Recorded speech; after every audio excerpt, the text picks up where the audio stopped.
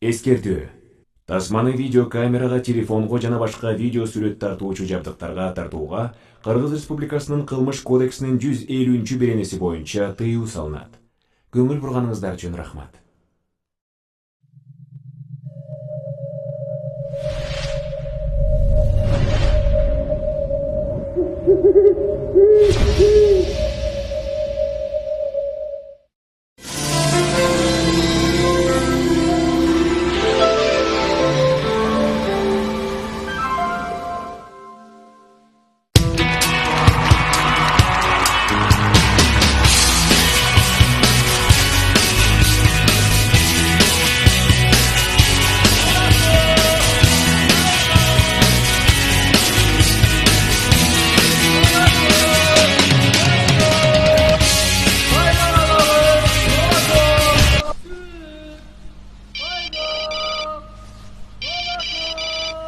Алло, балам кандайсың? Турдуңбу? Жакшы апа, өзүңүз? Ой, биз баягы эле отурабыз. Тиги Бактыгүл эжең Сагадагы кыздарды таап коюптур. Шаарда окушат экен. Жолугуп эмне көрсөң жакшы болмок. Биз дагы эл катары толкунуп калат. Макул апа, барам. Ай, токтой тур. Мен сага анан айтам, качан кайдан жолугушарыңарды. Макулбу? Макул апа, барам. Бул мен. Атым Макс. Тодо механик болуп иштейм. Ырчы болгум келет. Эртең менен туруп алып ушинтип ырдай берем.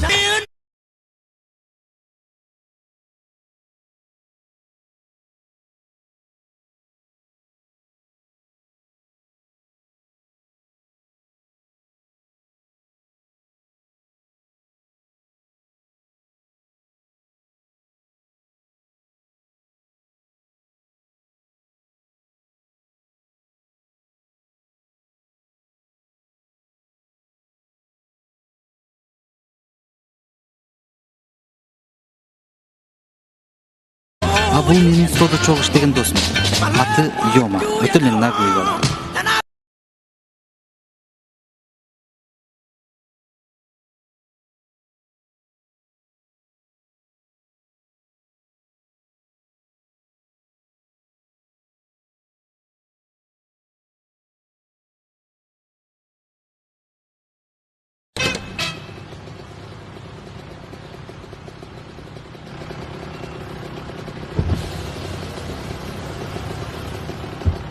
Салам алейкум. Алейкум. Не oldu? Эсек болгон жок, брат. Айна визе алып турат. Давай.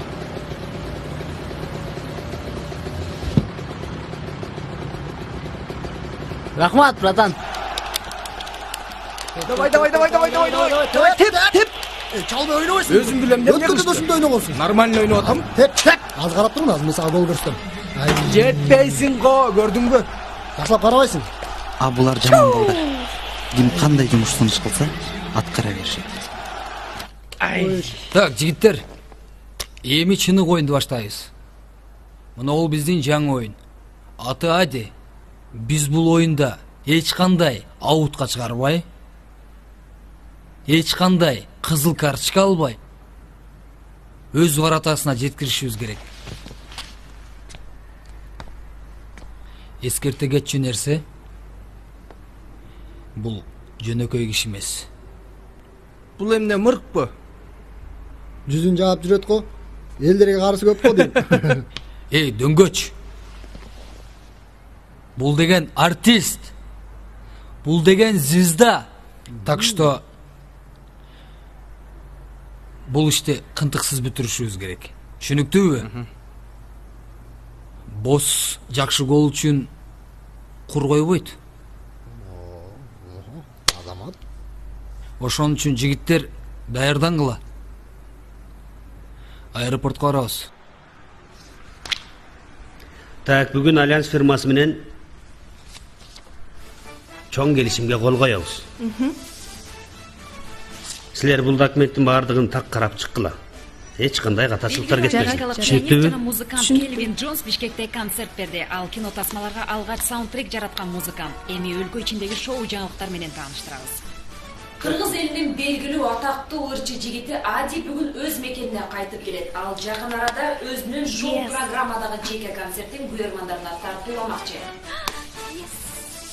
Үгүт тобу кино сүйүүчүлөргө 1+1 барабар 3 аталыштагы Тагеселе. медиа тартуулайт. Фильм Бүгүнкү жолугушууну өлкөбүздөгү бардык эртеңки күнгө калтыралы. Азыр могу зымга тийиштирсең эле жүрөт окшоп кое турсаң. туруп чукулачы. Болбойт андай. Кое турчу. Алзым нормально болуп турбайбы? Мотордун майы сынып калгандыр да. Мотордун майы сынчу эле. Жинди го. Бензин түгөндү же бузулду да. Бузулган үчүн турбайбыз кана. Кое турчу. Азыр могу зымдын учун таап алдым мына. Азыр мону аккумуляторго уласак элек мына. Токто. Эй! Өлтүрөт азыр. Ушу сени машинеге салбаш керек да. Сен түштүң, машина бузулат. Мен эмне кылдым сага? Өзүң баштабадыңбы? Дөңгөч. Билсең карабайсыңбы? Эми аракет кылып көрдүк да, шеф. Сен карап койбойсуңбу? Ой, мен жакшы эле айткам. 2 сааттан бери карайсыңар. Мына могу болбой койбодубу? Сен да мына баарын сен мусу атасың. Келе солор. Колуңардан келген кылбайсыңарбы? Шеф, кызалат болбоңуз. Не болду эми? Аңдайсыз баарын. Салам алейкум. Байкашымча, мен жардам муктаж болуп окшойсуздар, Ой, биз эмес, могу машина сиздин жардамыңызга муктаж. Болду. Байкашымча уста окшойсуз, Супер устамын го. Чын эле күчтүүбү. Болду, бүттү, оңдоп койдум. Все, рахмат жигиттер. Мейли. Макул, рахмат жигиттер. Отургу. Зымдар мен ойнобой тургун. Мейли, давай. Йон, колуңдагы эмне? Тормоздукка? Тормоз. Эмненин тормозу? Тигилердики? Кандай десем? Айка менин дос кызым болот. Курбуларынын арасында дайым биринчи болгусу келет. Ошондуктан көбүнчө жалган сүйлөп коет. Как ты сам? Бирок Айка больницада пол жүрүп иштейт. Макс! Оу, Кандайсың? жакшы. Слушай, ты мне нужен. Аэропортко барып келеличи, Сураныч. Макул азыр кийин алайын. Мен анда, жакшы барып келгиле. Йома, сен жасап турчу. Бир нече көз ирмемден мурун ырчы мырза Ади өз мекенине кайтып келди. Аны Манас эл аралык аэропортунан күйөрмандары чыдамсыздык менен тосуп алышты. Кененирээк теманы кабарчыбыз баяндайт. Ош шаарына кош келипсиз. Рахмат. Өз мекениңизге келүүңүздүн негизги максаты эмнеде болду? Ошо көптөн бери өз мекениме келип, жеке концертимди берсем деп жүргөм. Алдыда пландарыңыз менен бөлүшө кетсеңиз. Мындан ары бул жерде каласызбы же кетесизби?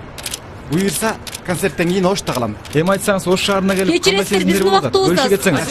Алган турган актриса берсеңиздер. Концертимди айтып кетсеңиз. Эртең пресска келиңиздер. Ошол жактан бериңиздер суроолоруңарды.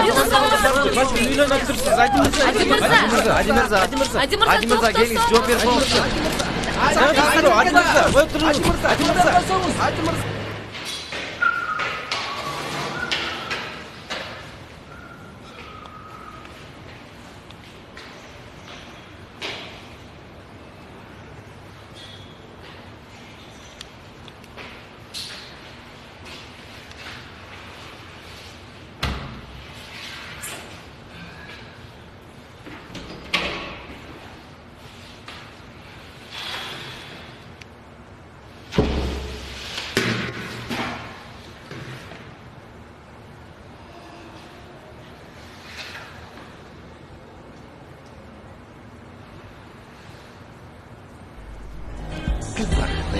Мотора не слышен. При такой скорости слышен только ветер. Мы получили срочное сообщение. Олимпик из Марселя купил за бешеные. Келдиз да. Келдим.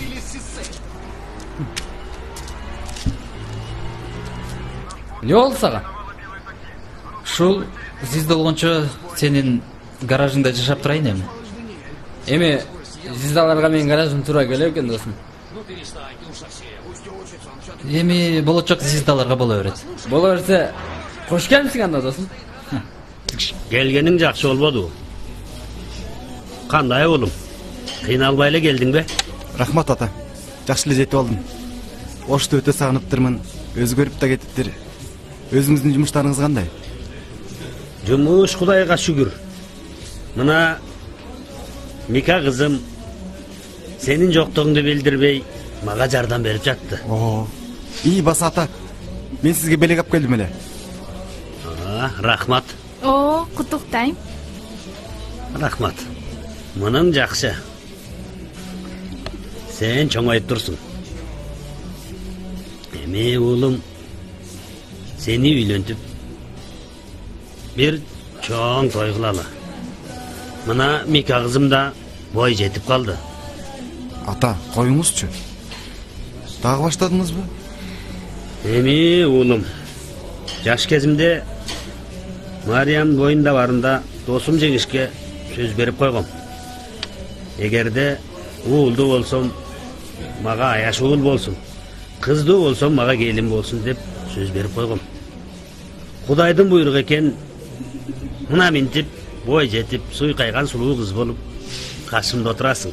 Ата, бул ламышты канчага чейин айтасыз? Дайыма айтам сизге. Миканы мен өз карындашымдай көрөм. Коюңузчу эми. Кечке эле айта бересизби? Жаш кезиңде артынан калбай чуркап, чачынан тартып, сен алам деп ыйлачу эмес белең? Ата ал эми жаш кез болчу. Келгиле анда. Ади байкем келиши үчүн. Рахмат. Келишиң менен досум. Рахмат. Досум, билесиң бирок сизде болуш үчүн эмне керек? Талант, аракет, акча керек досум. Жок. Звезда болуш үчүн продюсер керек досум. Туура. Мына мисалы мен досум. Не мынча таң калдың? Мо студия иштейбиз.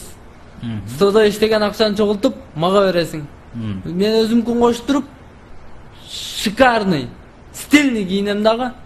Студияга келген клиенттердин машинасын айдап туруп, клубга барып досум, бир бай кишинин кызын чап алам дагы досум.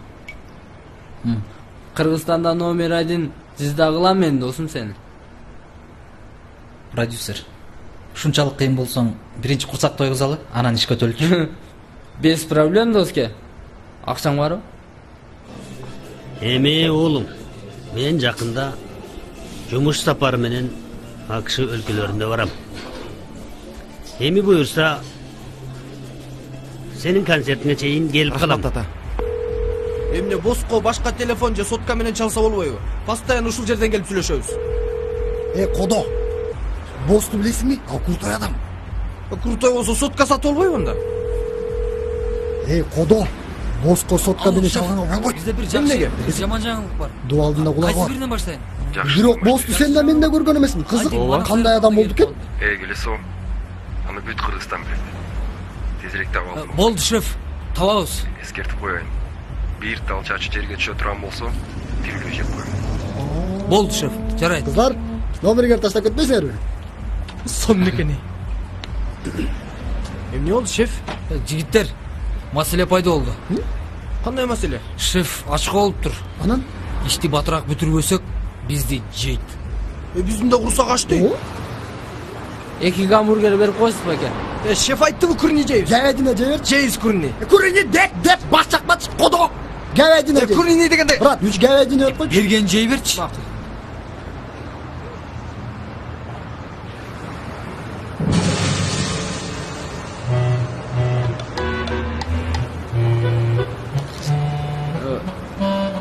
Doğrumuz? Гамбургер артта. Bırak, hamburger dayar olup kaldı.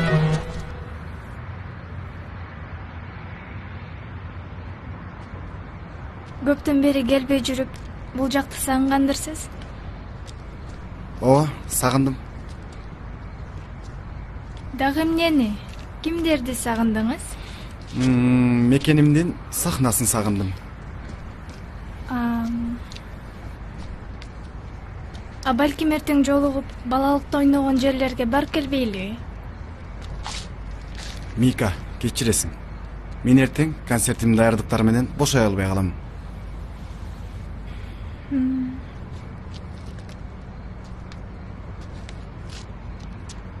Кечинде чалам, скайпта сүйлөшөбүз, Макул, бар эми кир.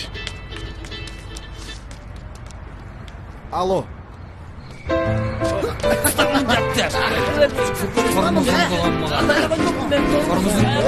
Кыймылдабай бас. Жолкун бас.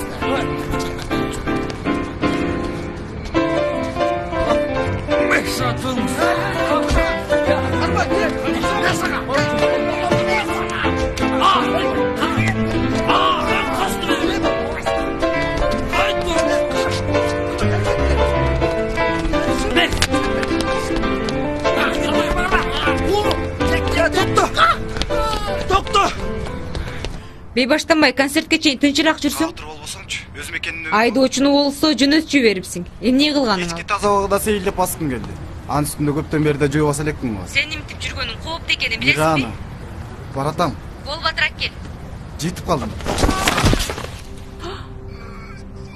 Ади.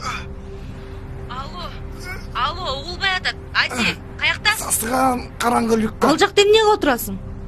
Отурбай эле. Эмне? Эмне дейсиң? Тура албай жатам. Жаракат алган жоксуңбу? Амансыңбы? Люкка түшүп кеттим. Мен азыр, скорый менен барам. Милан есть Милан.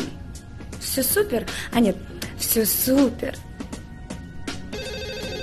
Мировой дизайнерлер, манекенщиклер, жок. Мировой дизайнерлер, модельерлер. Привет, это Айка. К сожалению, меня сейчас нет дома. Я в Милане, на выставке. Пожалуйста, перезвоните через неделю, а лучше через 2. Чмоки. Айка, привет. Жанымка, как дела? И мне айтпай кетип калдың. Представь себе, Ади келиптир да. И сен эртерээк келсең жакшы болмок. Ладно, хорошо. Сен келгенче мен Ади жөнүндө толтура информациялар топтоп коем, хорошо? Келериң менен мага чал, уктуңбу? Милан есть Милан. Все супер.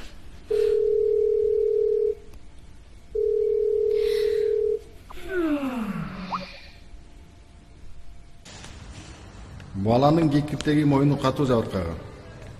Тез арада жакшы болот деп кепилдик бере албайбыз. Убакыт керек. Тез сакайып кетишине колдон келген аракетти кылабыз.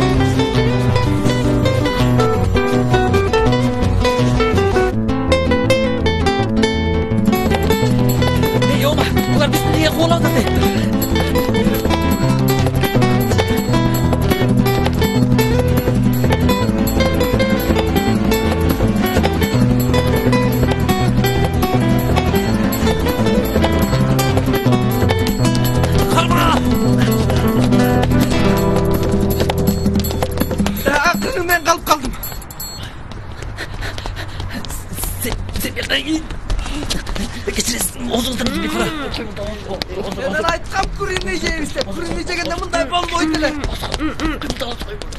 Мен күрүнү дегем. Айткам мен күрүнү жейбиз деп. Айткам мен күрүнү жеш керек деп. Ошончу күрүнү жеш керек. Сен бул жактарды кара. Күрүнү жегенде мындай болбойт эле. Күрүнү жеш керек. Жок. Кай жакта күрүнү? Шеф, күрүнү жегенде табат элек го. Ади, сен кайдан? Сен ооруканада эмес белең. Телефонун калып калдырды. Телефон.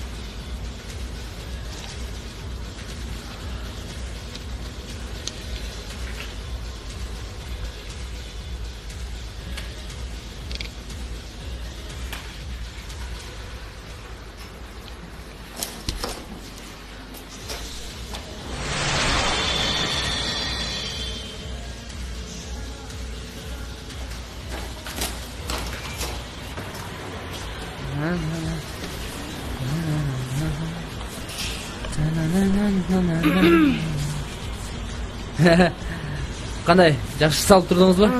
Рахмат, жакшы. Кечиресиз. Түшүндүм. Жүрсеңиз, жүрүңүз.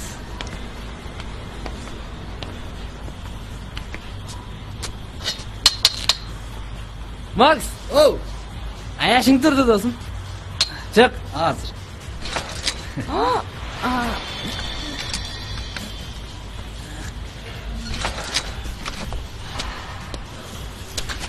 Кадайсың?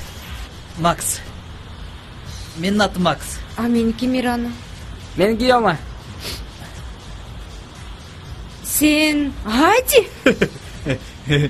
Сіз тағы дәлі солығалы оқшайсыз. Түні менен Ади деп шықтыңыз. Ади, по-моему, аяш оқшайды. Ташап қойым.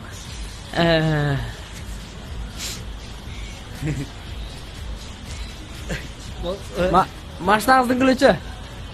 Машинаңыздың күліш лимонда тешіліп қалдыр. Жамап қойдық. Анан оштағы чұңқырларды бардың қапа қылбайды оқшайса. Ташап қойым. Рахмат балдар сілерге. Жақсы барымыз.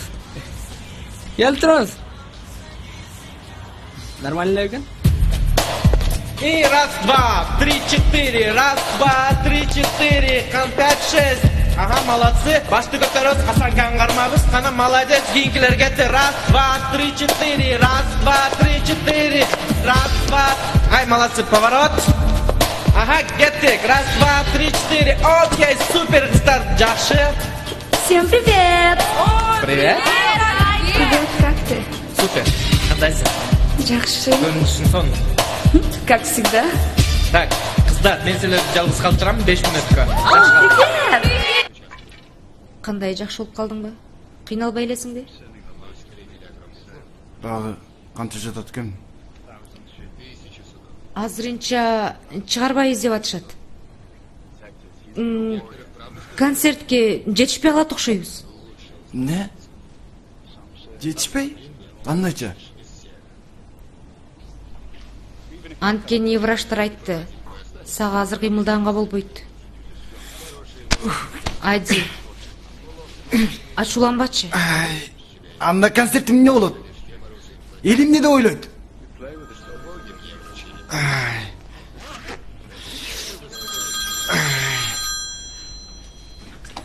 Алло, саламатсыздар ғой? Біз Аки пресстен чалатабыз. Да, саламатсыздар. Бүгінгі Адини концерті бойынша пресс-конференция ұйыштырдыңыз эле. Бул журналисттер сонун жетишет. Біз ошол концертке даярдык көрүп бошой албай атканбыз. Эмне бүгүн болбой калабы ушунда? Бир-эки күнгө жылдырсак болобу? Ал үчүн эртерээк айтып коюш керек болчу. Эми журналисттерге кандай жооп айтабыз? Өзүм сиздер менен байланышам.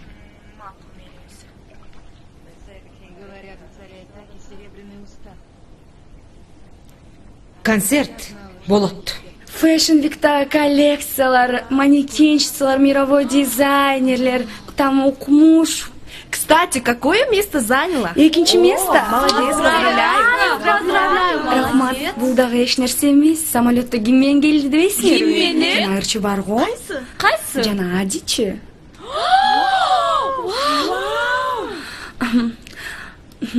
Самолетто жаным отуруп келди, мени аябай карады вообще. Анан кечке карап самолеттон түшкөндөн кийин жеткирип коеюнбу дейт. Анан жок, өзүм эле кеттим десем, мен болду, мекенимди калам сен үчүн, сен мага жактың дейт. Анан сага ыр жазам, клипиме да өзүң түшөсүң деп сөз берди. Анан сен макул болдуңбу? Жок. Ой, койчу. Адиро. Йома, 11 беріп қойшы.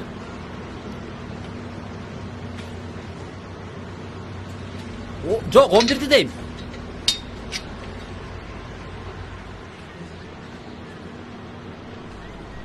Йома, саған не oldu? 11 деймі?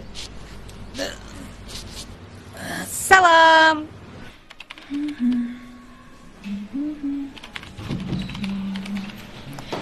Саламатсызбы? Саламатчылык 5-чи палатага, булар менен. Бар тұр әргілі. Саламатсызбы? Мен сізге келдім. Келіңіз. Маға жардам керек. Сізге қандай жардам бере алам?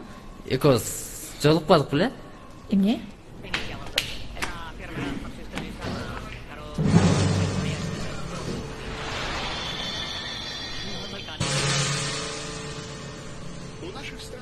Ади. Бул баланын аты Макс.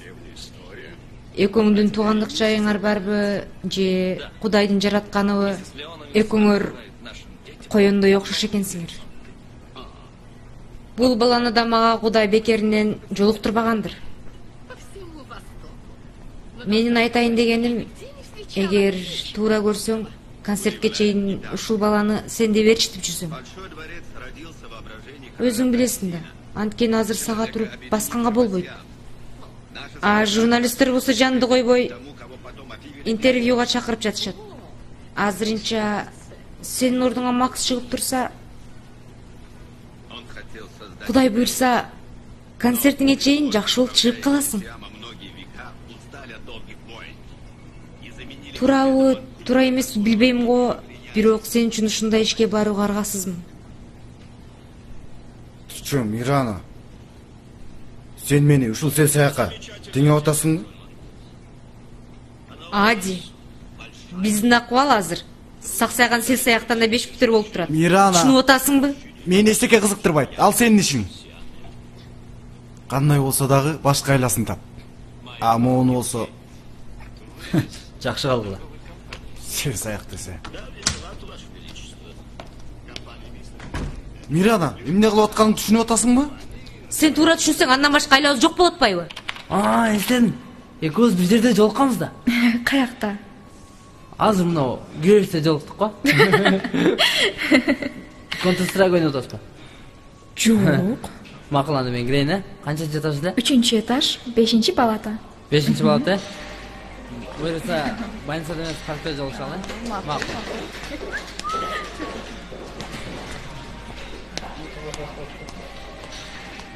Не кылалы анан? Башка айла жоктун. Мирана, сен көчөдө туш келген адамды алып келип менин ордума коюң барбы? Сен акыбалыңды көрүп атпайсың, момунча атасың. Сен эртеңки күнүң ойлоп атасыңбы? Токтот мунун баарын, башка вариант тап. Тире, не жатып алдың, Ким болу? Не болсак, Не болтасың сен?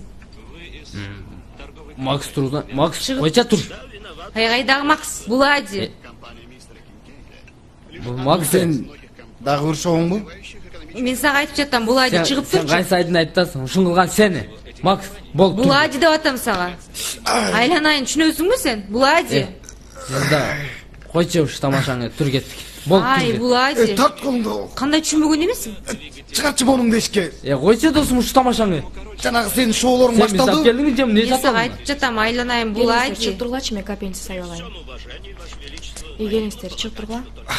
Жакшына эле турган адамга чыгарла тертерес. Макс, машинаны оңдошубуз керек досум. Макс, Ади. Айда жүрөсүң? Мен сени издеп атпайм. Сен биякта. Мен биякта эле жүрөм го. Жүр кеттик. Ай, Жома. Макс, сен Айдын сөздөрүнө кап болбо. Анын өзү ошондой оор. Жардам берчи.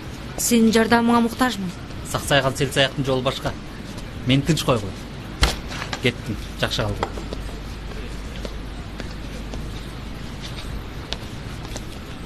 Мирана.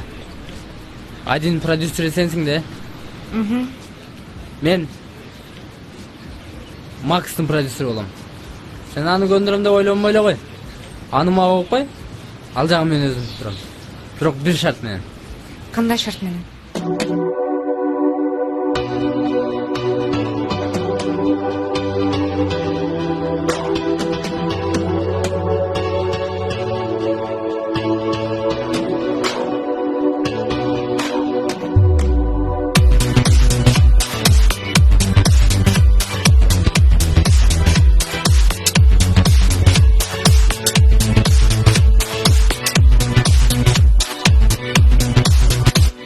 Hoy don't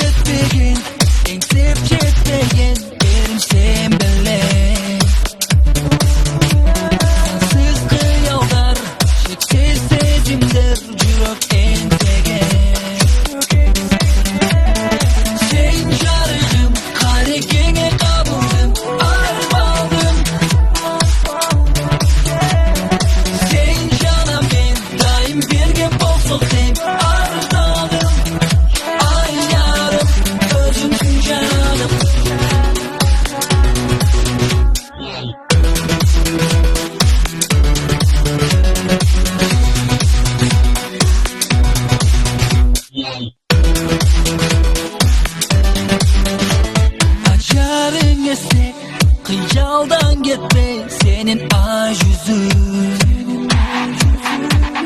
Ezik gülgönüm, kara gözlerim beni sağıntat.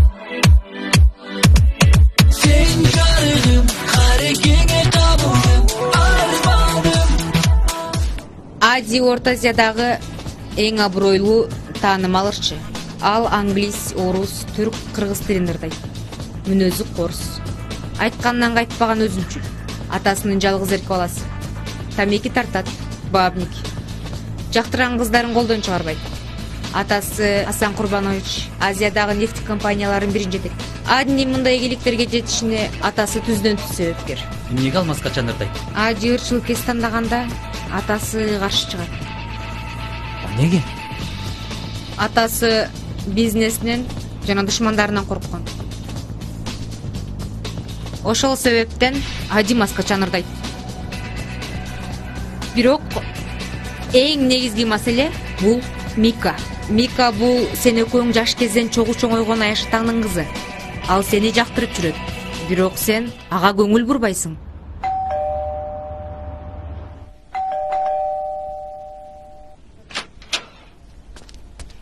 Ади каякта? Ади өзүн бөлмөсүндө. Эмне чалсам экөөң эртең албай атасың. Ади. Ади тур. Ади. Эмне болуп кетти? Ади. Ким бул? Эмне бул жерде жатат? Интересно. Бул биздин стилист. Аты Йома. Эмне мен чалсам телефонуңду албай атасың. Качан чалдың? Мага чалган жоксуң? Мына? Телефонуңду алмаштырдыңбы? Үнүң эмне болгон? Тамам ооруп калыптыр. Монуку мен телефонуңду. Вообще-то стучаться надо.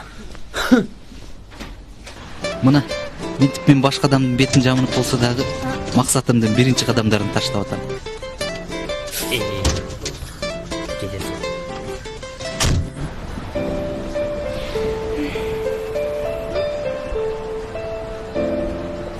Бирок сен ага көңүл бурбайсың. Жөнөмбөчү. Түз отур. Саламатсыздарбы урматтуу эл журтум жана ошондой эле журналисттер. Биз сизди көргөнгө абдан кубанычтабыз. Өзүңүздөр билгендей, жакында эле Ади чет өлкөдө болуп өз мекенине кайтып келди.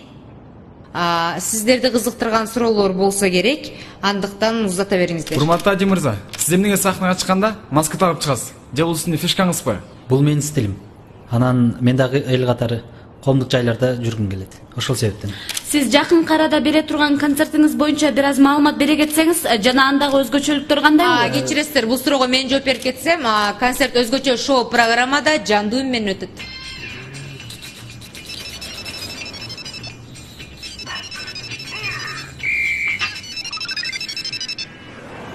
Алло. Алло, балам, уулум. Эжеңдер сенага айткан кыздар бүгүн саат 2-ге жолугушка чакырып коюптур. Анан аратымша барбай койбогун макулбу? Ай, балам, бара көрө алдыңа кетейин. Уят кылбагын, эл караган бетиңди жери каратпай. Биз деле той. Макул. Алдыңа кетейин, бара мээнетиңди алайын. Барбай койбо. Урматтуу Ади мырза, айтсаңыз, жаныңыздагы бикеч бизде эле эмес, бүткүл элди кызыктырып аткан учур.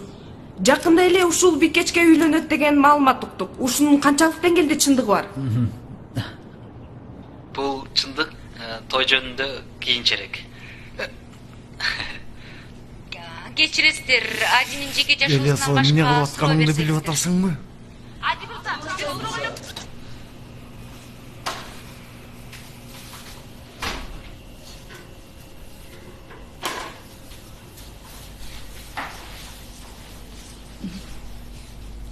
Ой, Макс?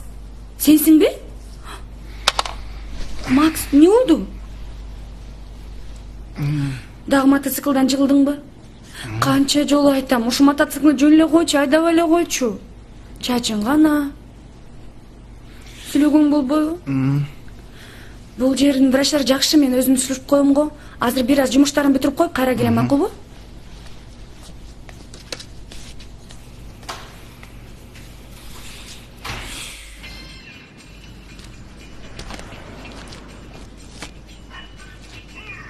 эмне болду, эч ким чалган жокпу? Не? Айшнем чалды. Бүгүн свиданияң бар экен.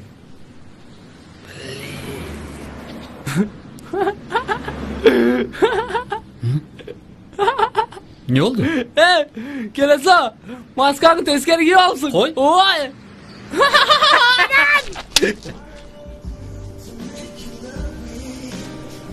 Билесизби, мага Бактыгүл жеңе сизди аябай ыймандуу, ичпеген, чекпеген, романтик деп сүрөттөгөн. Дагы Албетте төлөйбүз да, ал биринчи очередде. Биринчи очеред. Жардам керек, ооба керек. мен дагы ушундай мырзаларды издеп жүргөм. Сиздин жеңеңиздин вкусу аябай жакшы экен. Tamam oldu zaten. Bitti.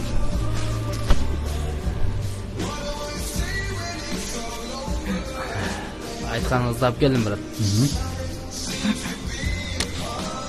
Мазалеу бар. Бұтын атты өзіңіз біле. Адашып кетіп, енің тұрайын башына атып алып.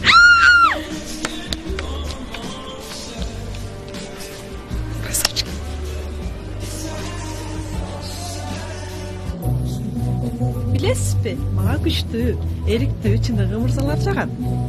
А сизди дагы Бактыгүл эже ошондо сүрөттөгөн. Менимче, жеңеңиз жаңылышпаптыр. Canım. Привет, Джанк. Can.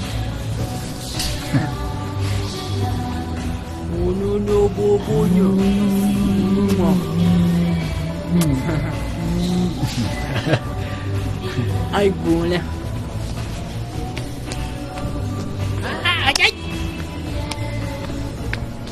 Сволочь! Сияқты не қылып жүресің? Жоңғыз, бұлға ішемең бұл мұртқа. Сізді ұшындай жерлерге чапырып, мұна мұнда қылып қойды сізді. Отыр өрбеңіз, барыңыз, үйіңізге барыңыз.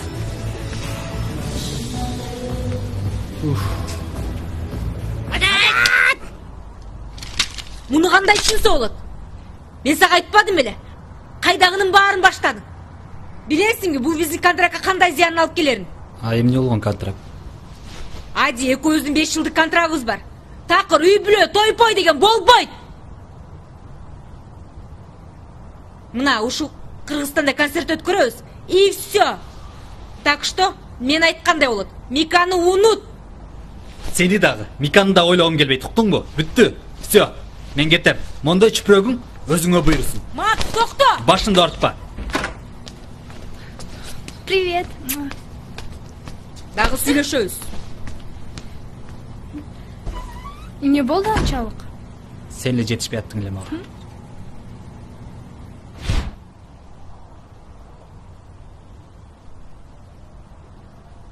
Билесизби, мен сизден мындай сөздү күткөн эмесмин. Туура, кыялданчымын. Бирок күткөн эмес элем. Кандай сөз? Бүгүн прессага жооп бербедиңиз беле? Анан менин сизге көптөн бери даярдап жүргөн белегим бар эле. Ошону берейин деп келгем. Аны унут. Ал жөн гана менин концертим алдындагы пиар болчу. Кандайча? Аны бүт Кыргызстан укту. Мен курбуларым, үйдөгүлөрүм эмне дейт? Менчи? Мен эмне кылам? Мика, сен акылдуу кызсың. Мунун баарын түшүнөсүң деп ойлойм. Жок, түшүнбөйм, түшүнө албайм. Канча чыдашым керек? Жетишет. Мика, мен сен ойлогон айда эмесмин. Айтыңызчы, сизге мен эмнем жакпайт? Бар, сураныч, кетчи. Жок, кетпейм. Мага баарын айтасыз, анан кетем. Айтып атпаймынбы? Мен ада эмесмин. Бар, кет, сураныч. Мен жайыма койчу.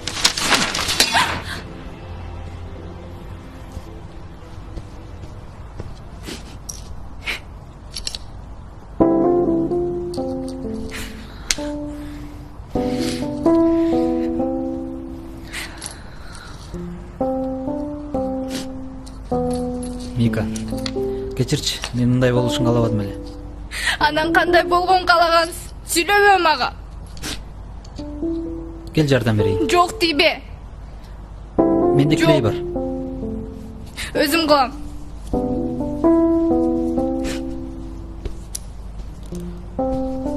берсең клей менен Жок тийбе. Өзүм кылам тийбе. Кое турсаң эми. Мол жерин клейлеп. Тийбе. Кое тур эми, талашпай. Берчи дейм, өзүм кылам. Эмне болуп атасың? Ай, колум жармашып калды го.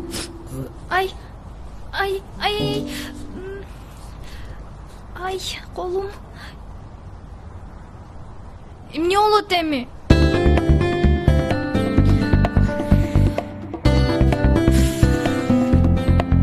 Ади, болчу батыра. Азыр кое турчу. Болчу.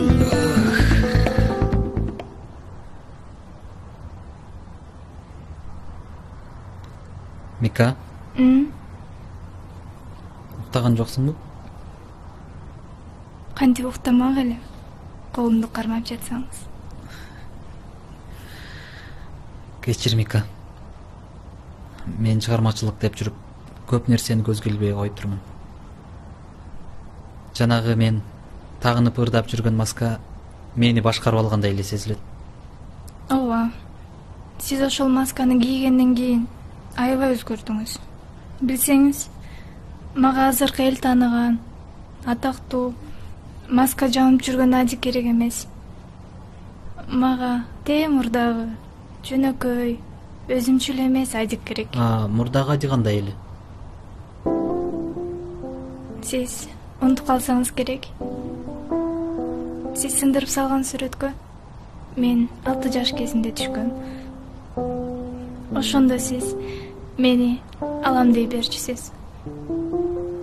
Анан мени сулуу кылып коем деп сүрөт тарткан боек менен боеп салчусуз. Анан өзүмдү көзгөдөн көрүп алып ыйлачумун. Азыр деле ыйлам келип турат. Мен сени эми ыйлатпайм. Эгер ыйлаң келсе, анда үнүңдү катуу чыгарып ыйла. Мен угайын. Тамаша. Болду. Мика, турчу, болчу эми эртерээк. Эртерээк больницага барып колубузду ажыратышыбыз керек. Шашпай барайлычы, боюшуң керек. Мен сени боеп койгом. Сулуу болуп калгансың. Жүрсөң көрсөтөм. Жүр. Эми болсоң мына сонун болуп турат. Мына карасаң.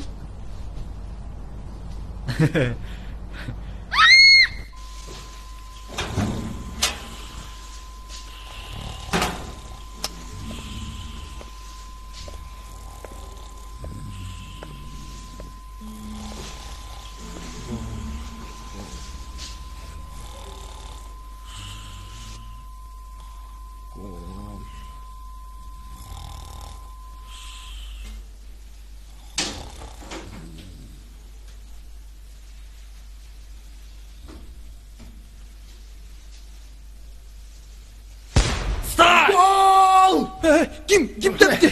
Gittik. Ne? Gut giyimini giy. Ne oldu? Встать, марш! Bu meniki mes. Haka. Баскыла, адиңиздейиз. Ади байке, бүгүнкү күн мага аябай жагып жатат. Койчу. Эмнеси менен? Менин жанымда жарым карышта жылалбай атасыз. Бүгүн да ошондой болушун каалайм. Мына мен жарым карыштан да өтүп кеттим. Же больницага барбай эле коелу. Ади өз мекендешине үйлөнөт. Блин, Макс. Шашпа сени, көрсөтөм сага.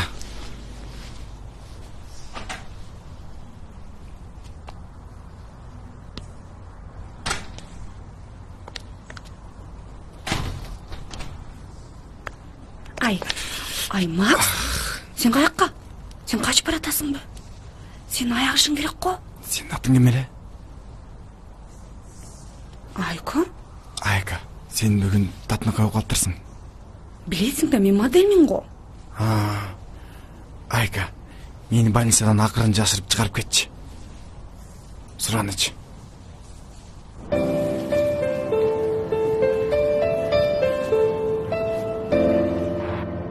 Карасаң, мол күндүн батып баратканы сонун көрүнөт экен, монтип колго кармап алсаң.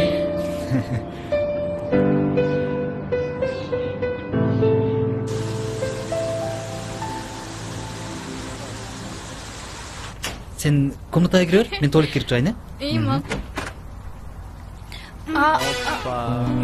Sen ajatxanaga kirib ketmedingmi? Мен бияктан келдим.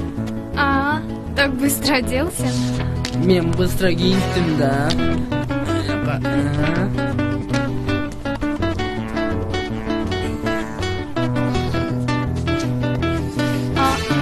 Sen Men бул жактан келдим. ma'qul, men ketdim. Fotosessiyadan görüşürüz.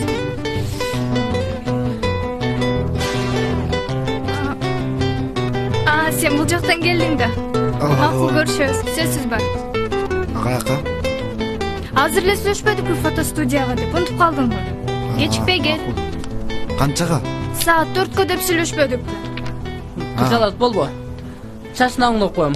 Оозуна помада коюп коем. Кыздар, билесиңерби бүгүн мен ким менен жолуктум? Ким менен? Ади менен. Ооба.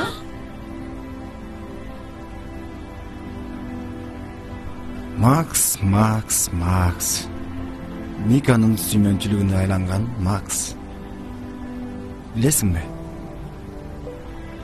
Мика стодо карамайга чыланып иштеген Макс эмес.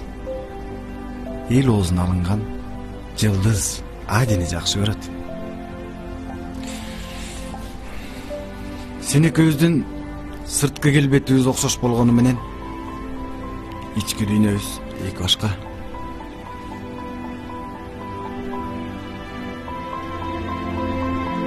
Кызматы үчүн рахмат. Борчсун.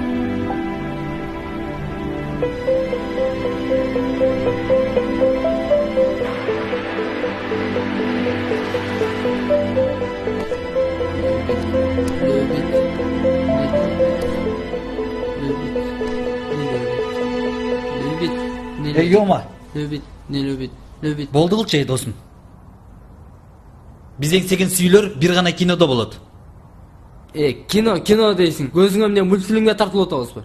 Киного эле тартылып атабыз го, досум. Макс. Сен өзүң да кыйнала. Миканы да кыйнабачы, досум. Андан көрө менде сонун идея бар. Кандай идея? Сага дагы жакшы, мага дагы жакшы. Айдинин концертке чейинки графигин билесиң да?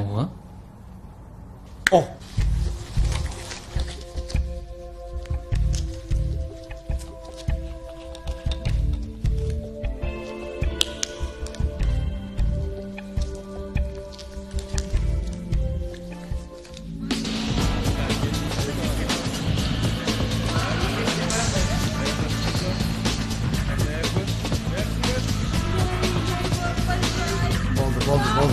Болчу эми бак.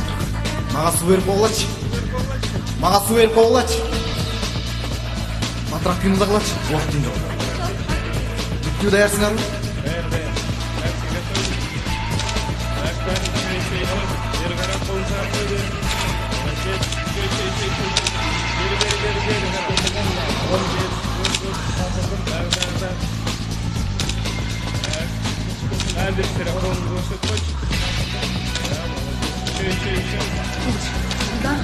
Adi ne oldu?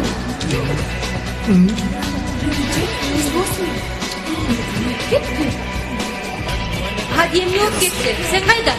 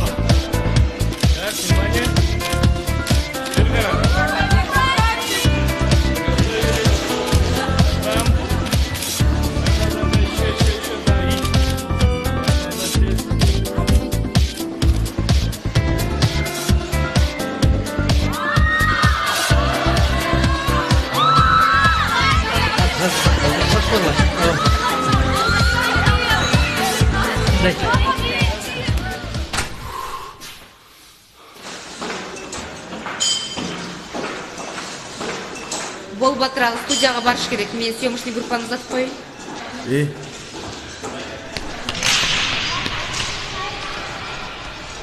Балдар съемка бүттүбү? Ооба бүттү. Аябай жакшы иштедиң, молодец. Кандайчы?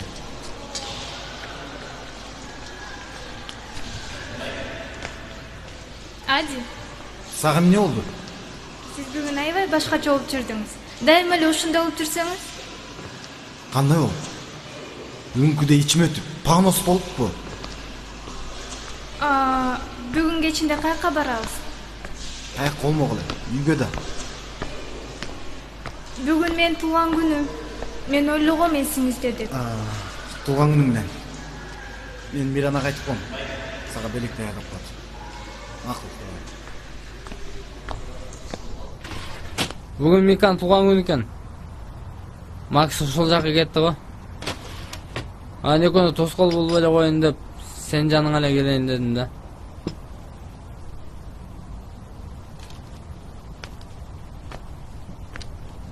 Жолдо баратсам, гаи тосуп калды да.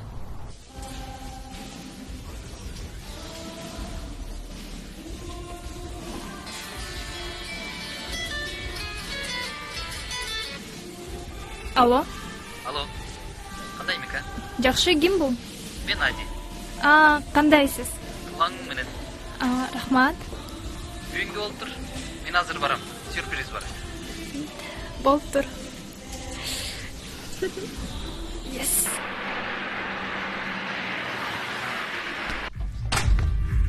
Акырын киребиз. Көзүңдү ачпа. Акырын бутуңду көтөрүп, кирдиңби? Азыр көзүңдү ачпай тур. Кеттик.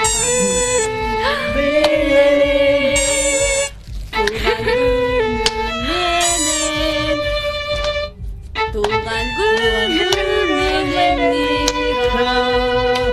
туулган күнүң менен.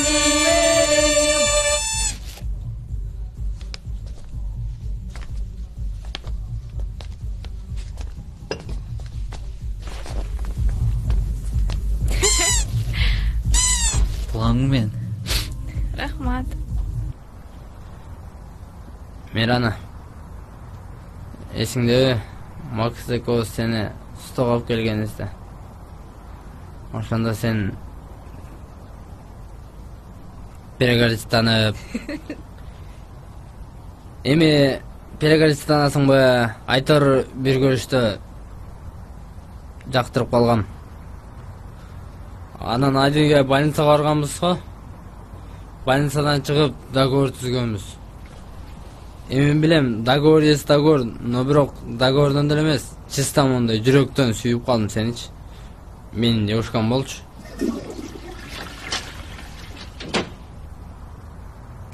Эмне дейсиң? Бирдеме дедиңби?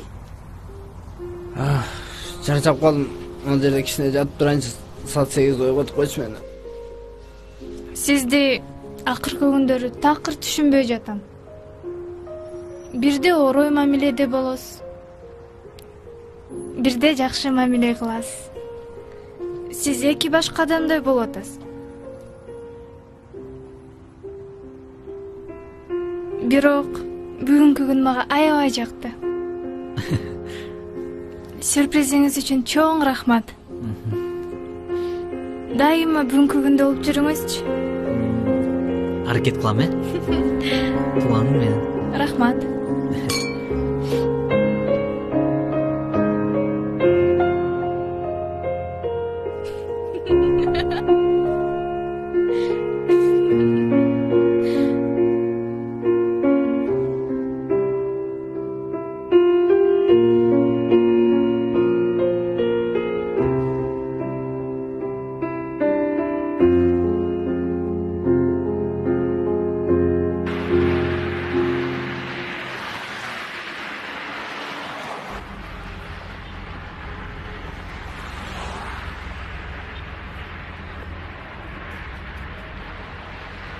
Мика. Элестет. Сени сырткы келбети мага оп окшош. Ички жан дүйнөсү меникинен жакшыраак бир бала сүйүп калса эмне кылмаксың? Сырткы келбети оп окшош. Айырмасы жок. Характери болсо сиздикинен жакшыраак, Анда ал баланын сүйүүсүн кабыл алмакмын. Чындаппы? Ошол сени сүйүп калган Адиге окшош бала менмин десем эмне кылмаксың? Ади байке, жиндүү болбоңузчу. Мен сизди эч качан эч кимге алмаштырбайм. Баса. Туулган күнүң менен. Рахмат сизге.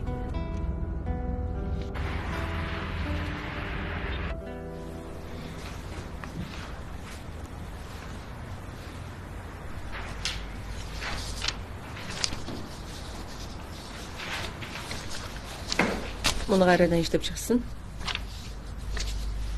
Жарайт, дагы башка сунуштарыңыз барбы? Муну деген эң акырында кошсун. Сиз бошсуз.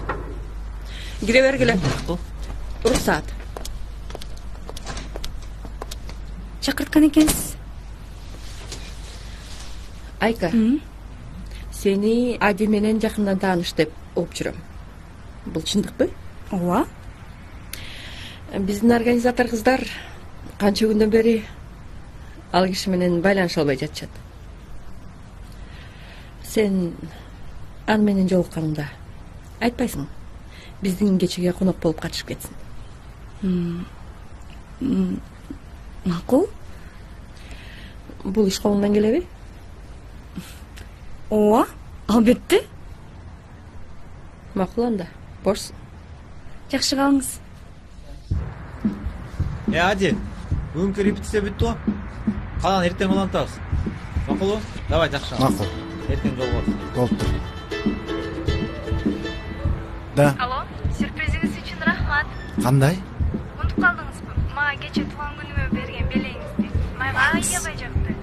Ади байке, алло? Эчтеке эмес. Мика, бүгүн бошсуңбу? Ооба. А эмне болду? Бүгүн жолукпайлыбы? Макул.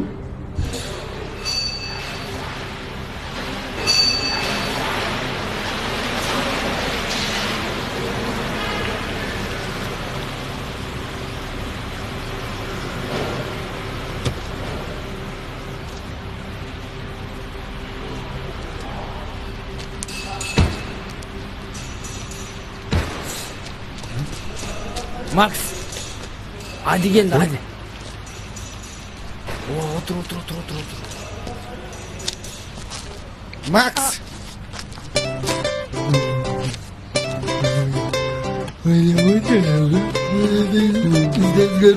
Ади койчу, бас, башка жака барайынчы, бас. Жолу, Кеттик.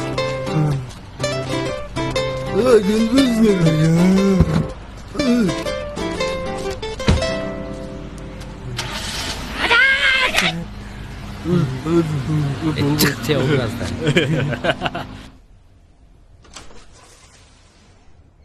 Max, мүмкүн мунун кереги жоктур. Кеч боло электе токтотолу. Микага дагы уят болосуң. Аз калды досум. Миканын көңүлүн өзүмө буруп алайын. Анан баарын Микага өзүм түшүндүрөм. Жана көрдүң го, атай Миканы сток алып келген. Урайымбы?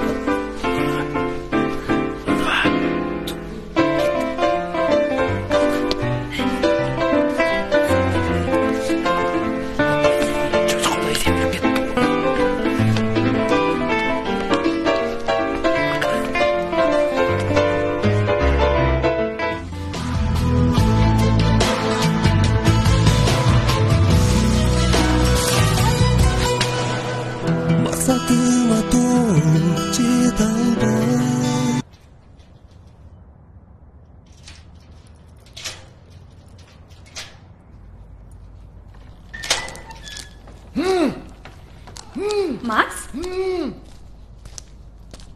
Макс? Макс? Макс? Макс? Sen mi? Ne oldu? Dokunuşlar kuracağım Tunup sezimdi Bütün beden uba Ой, Макс сени тапкан жакшы болду. Жөн тур. Бизде модель агентствода көргөзмө болгон атат. Ошого Ади ырчымды алып келем деп директорума сөз берип койдум. Ошонун ордуна Ади болуп маска таап чыгып берчи. Ну, пожалуйста. Макул десең, ну, Макс. Макул десең, чечем? Мен да кыйнап сени Алло, эми болуп атат, аха? Жок, эртеңки бошобойбуз. Мен азыр карап көрөйүн графикти, анан сизге айтам. Күтө турсаңыз кичине. Давайте, бир сөмкөгө кылабыз, бир сөмкөгө. Саат канчага? Карап көрүп айтайын. Бир сааттан кийин чалбайсызбы? Кененирээк сүйлөшөлү. Макул, саламатта калыңыз. Кандайсың? Жакшы. Бул жака кирсем болобу? Жок, репетиция кылып атат. Бир аз күтө туралы. Миран эже, сиз байкадыңызбы? Ади акыркы күндөр башкача болуп калды. Билбейм. Сага ошондой сезилип атса керек. Ошондой эле, ошондой эле. Апаратасың. Макс, түшүндүрүп берсең. Сен экөөбүз кийин сүйлөшөбүз. Сен каяка? Ади, Ади, ач, ачты. Ади.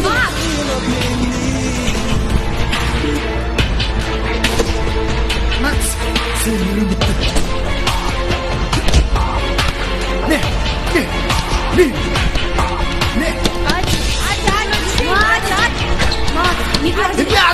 Bunu özel çeşit olsa Bunlar senin ayna mı olur?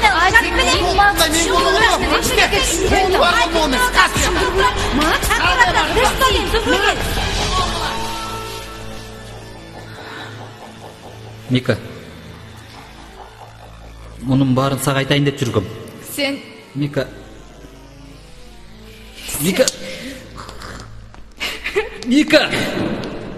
сүйлөбө мага. Мика де, уксак. Мика, токтосоң мен сага түшүндүрүп берейин.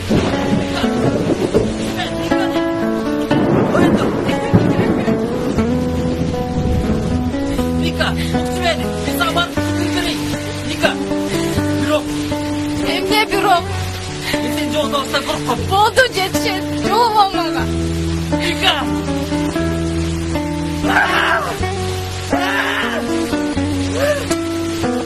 Мика!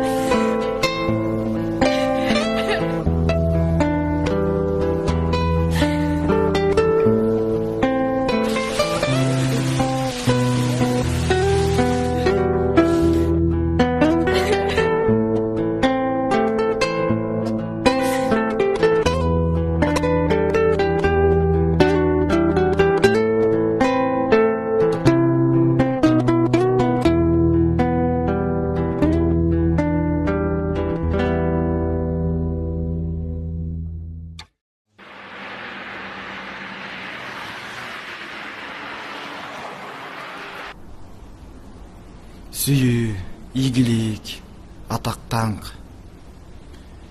Булардын баардыгынан бир күндө айрылам деп эч ойлогон эмес элем. Мен буларды акча менен ченеп келгем.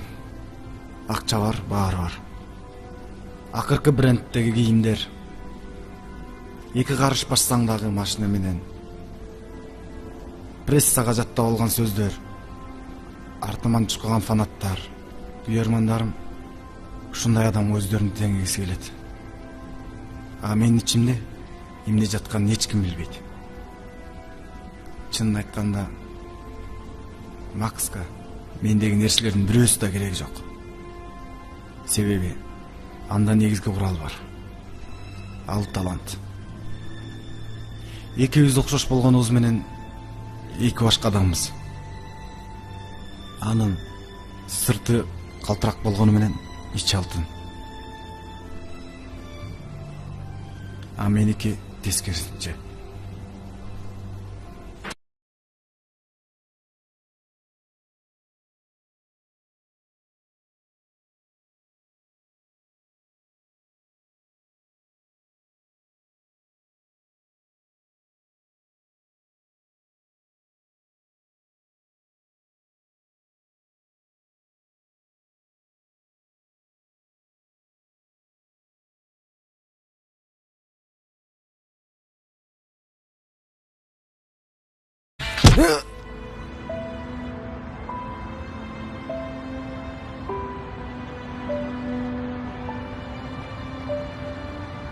Алло, скорая?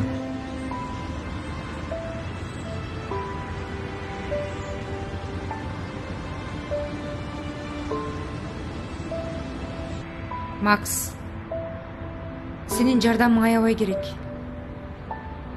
Мирана, мен ырчы эмесмин. Мен жөн гана стодо иштеген бир механикмин. Макс, сенде талант бар. Аны мен да сен да жакшы билебиз. Мирана, мен ырдап болдум. Макс, бизди мындай абалдан сен эле куткара аласың. Эгер кааласаң, концерттен кийин сага да продюсер болуп иштейм. Анын мага эмне кереги бар? Рахмат сунушуңа. Кереги жок. Макс, бизди уят кыла көрбөчү. Сен эле куткара аласың. Мен өзүмө дагы, Микага да уят болдум. А мени ким куткарат? Мен Миканы жакшы билем. Эгерде сен концертте ырдасаң, ал сөзсүз сени кечирет. Эгерде сен ырдабасаң, эл кечирбейт. Өзүңдү өзүң да төбөлүккө кечире албай жүрөсүң. Мен ойлонуп көрөм, бирок сөз бере албайм. Кутмандуу кечиңиздер менен ардактуу айымдар жана мырзалар. Дал ушул учурда Ордолуу Ош шаарында элибизге белгилүү мега жылдыз Адинин жеке концерти орун алууда. Учурда көптөн бери күткөн ырчы мырза Адинин жеке концерти залга эл жык толуп шаңдуу маанада өтүүдө. Жылдызы жанып турган Адинин концертинде дагы кандай кызыктар орун алат болду экен? Миң кыял ФМ радиосунун толкунунан алыстабаңыздар. Биз сиздерди кабардар кылып турабыз.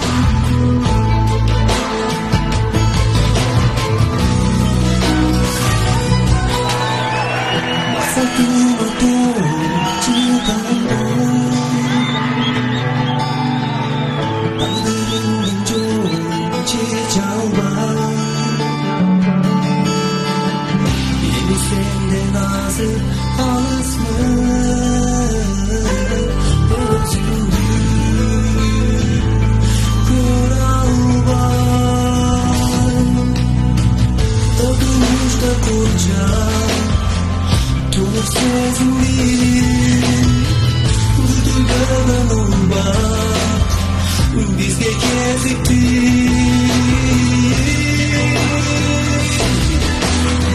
Men aklıyla seni Sen aklıyla beni Nege durdun bil benimdeki Men aklıyla seni Sen aklıyla beni Nege durdun bil benimdeki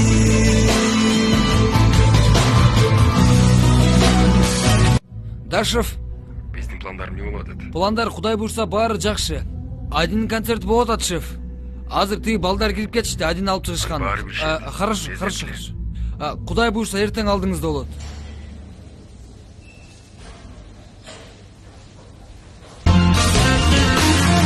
Men aklıyla seni Sen aklıyla beni Ne geçirdin bil benimdeki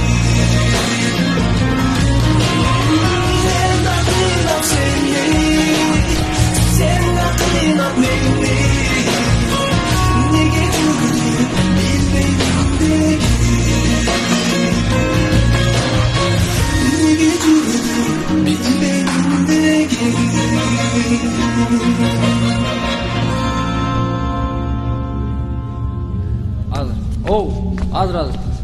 Кандай билеттер? Азыр алдын өтсөңөр, макул.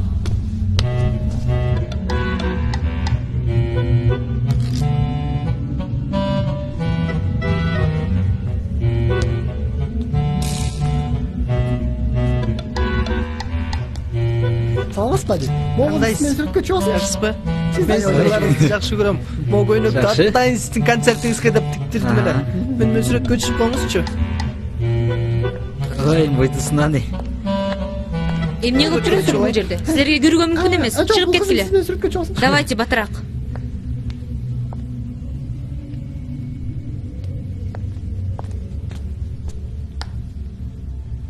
Берчи бешти.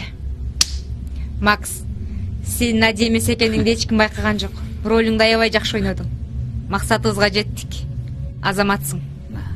Рахмат. Мирана. Бирок биз туура эмес иш кылып атабыз. Бул жакшылыкка алып барбайт. Туура. Бул ойун Шефке чалыш керек. Не отурасыңар бул жерде? Неме деп мактана бересиңер өзгө. Мика кетип атат аякта уже. Мика келдиби? Мика келип уже кайра кетип атат. Мирана, түшүнүп кой. Азыр. Алло, шеф. Биз жумушту аткара албай калдык. Кандайча? Бүгүнкү концерт Адиники эмес экен. Жанагы биз урган механиктин концерти экен. Кандайча? Түшүндүрүп сүйлөгүлөчү. Механик менен Ади окшош экен. Же алар эгиз, же аталары бөлөк, денеси башка. Мен эчтекени түшүнгөн жок. Эй, дөңгөч. Токтот түзүүчүңдү. Тиги артистиңди дагы, механикиңди дагы эртең мен алдыма алып кел. Ошол жакка сүйлөшөбүз. Стоп, Мика. Мика. Токтосоң. Мика. Мен билгем сенин келишиңди. Сагындым сени. Мен сен үчүн келген жокмун. Мен Ади үчүн келдим. Сен бул жерде экениңди мен билген эмесмин. Мика, кечирип койчу. Мен сага баарын түшүндүрөйүн дегем, Мика. Эмнеңди кечирейин? Мени алдаганыңдыбы? Мен сени эч качан кечирбейм.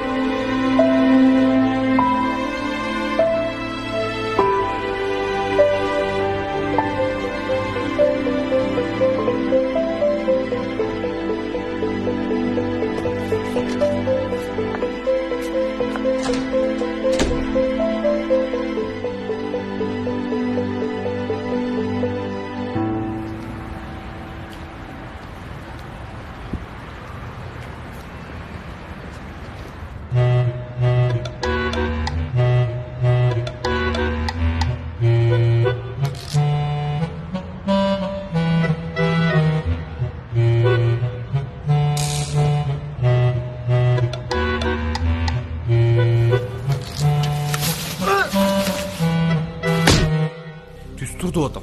Кодо. Туттуңбу? Кодо дейм. Эмне? Баягы шеф сөзүн билесиңби? Кайсы? Адини кармап келсеңер гонорар берем деген. Биз азыр наркында кармап келдик. Значит, 2 эсе гонорар алабыз. Кой? Экөө ушунчалык окшошпу? Ооба, карасаң.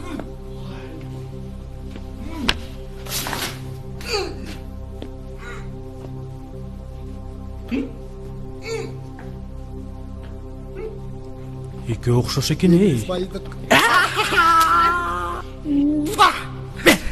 Арыраак туруп тур. Азыр шефке чалайын. Алло, шеф. Жөн тур. Тапшырма аткарылды. Жөн тур. Сиз деле күтүп атасыз. Мына келип калды мына.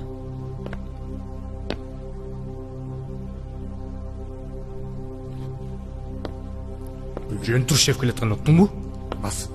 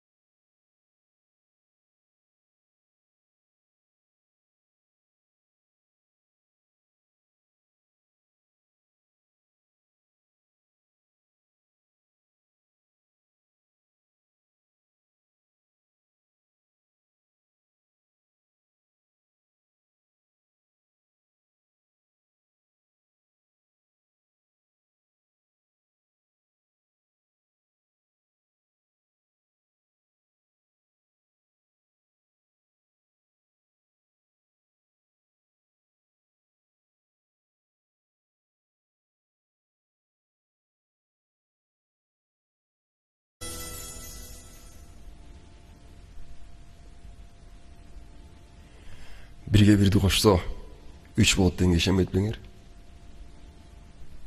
Мен де ишенемесин.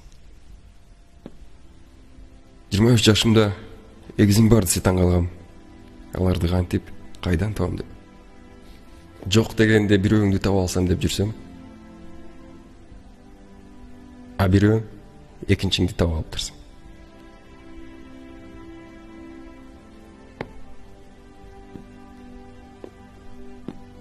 Биз 2 жашыбызга чейин балдар үйүндө чогулгон экенбиз. Бирок тагдырыбыз ушундай экен.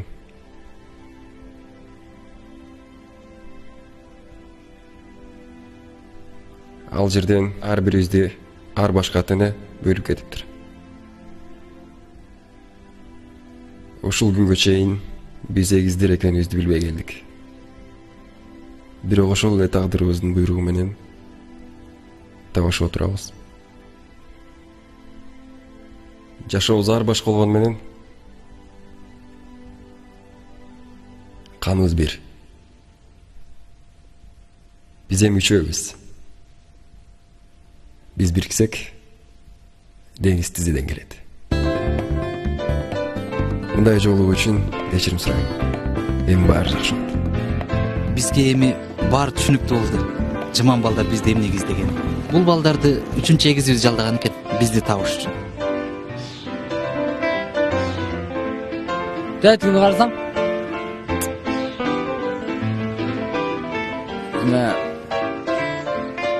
Макс экөөбүз миссиябызды аткардык эми. Билесиң да, экөөбүздүн ортобуздагы неме. Договорубузду билесиң да. Бирок мен девушкам болот.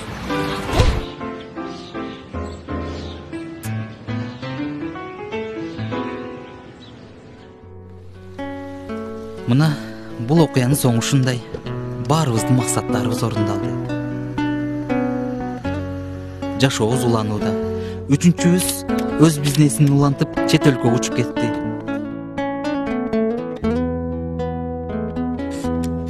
Айди болсо ырчыл кести таштап атасынын жумушун улантууда.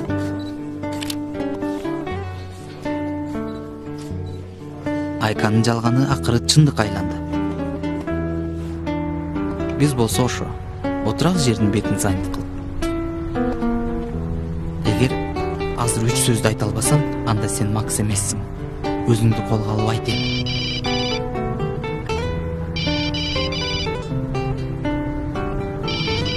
Алло, балам, кандайсың атыңа кетей? Жакшы апа, өзүңүз? Жана кыздарың эмне болду? Жолуктуңбу, сүйлөштүңбү?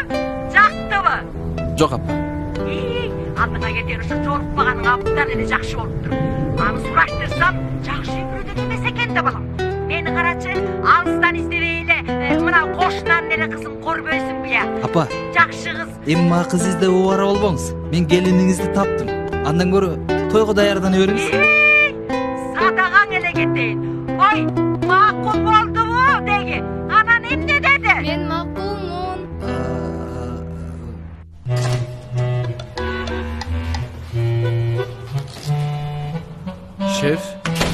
болсун. Эми биз звездан телехранитель болот экенбиз да.